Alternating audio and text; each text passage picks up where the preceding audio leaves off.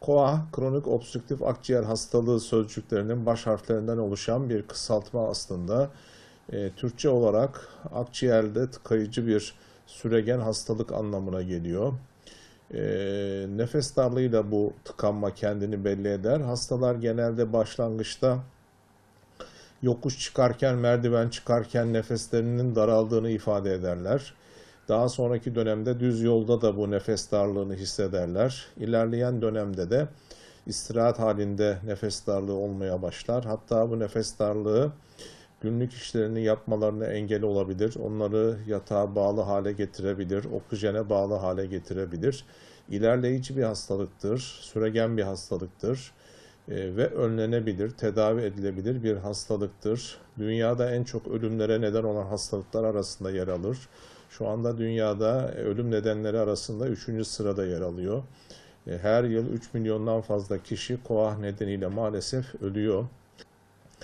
KOAH'ın ortaya çıkması genelde sigara içimine bağlanır. Ama sigara içmeyen kişilerde de KOAH görülebilir. Burada da daha çok solunan havada yer alan zararlı gazlar ve tozlar etken olarak söz konusudur.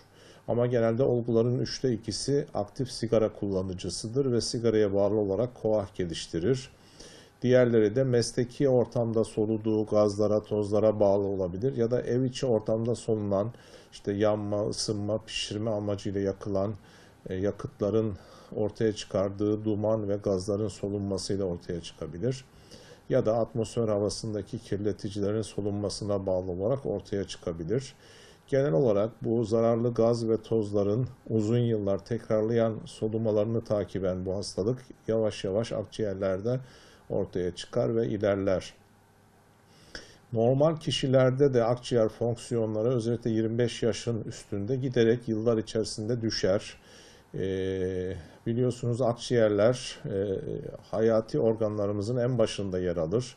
Dediğim gibi 25 yaşından sonra akciğerlerde giderek fonksiyonel kayıp var. Ancak KOAH'ta bu fonksiyonel kayıp normal kaybın çok daha ötesinde oluyor ve genelde 50-60 yaşlarından sonra akciğer yetmemeye başlıyor ve sorunlar ortaya çıkıyor. Erken dönemde öksürük ve balgam gibi şikayetler görülür.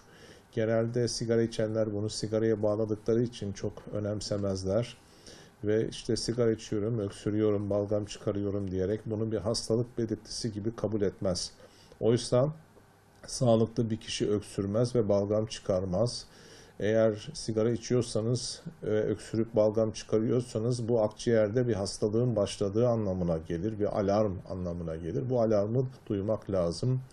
Nefes darlığı bu işin daha ileri bir sürece vardığını gösteren ikinci bir alarmdır. Bunu da yaşlılığa verip işte yaşlandım, yokuş çıkarken yoruluyorum falan gibi düşünür insanlar. Oysa yaşlılıktan değildir bu. İşte KOAH nedeniyle ortaya çıkan bir nefes darlığıdır. Dediğim gibi KOAH önlenebilir bir hastalıktır. Temiz hava solumak gerekiyor. Akciğerlerimizi korumanın en iyi yolu her türlü zararlı gazlardan, tozlardan, dumanlardan, kimyasal ortamlardan kaçınmak, temiz hava solumak en başta. Göğüs hastalıkları uzmanının takibi altında bu hastalar hem yaşam kaliteleri artırılabilir, hem şikayetleri ortadan kaldırılabilir, hem de hastalığın progresyonu önlenebilir. Dediğim gibi akciğerler ilk doğduğumuz andan öleceğimiz ana kadar bize her zaman en çok gerekli organların başında yer alır. O bakımdan akciğerlerimizi korumak önemli. Dünya KOAH Günü de bu amaçla oluşturulmuş. Akciğerin farkındalığına varmak amacıyla. Onun için temiz hava solumaya dikkat edelim.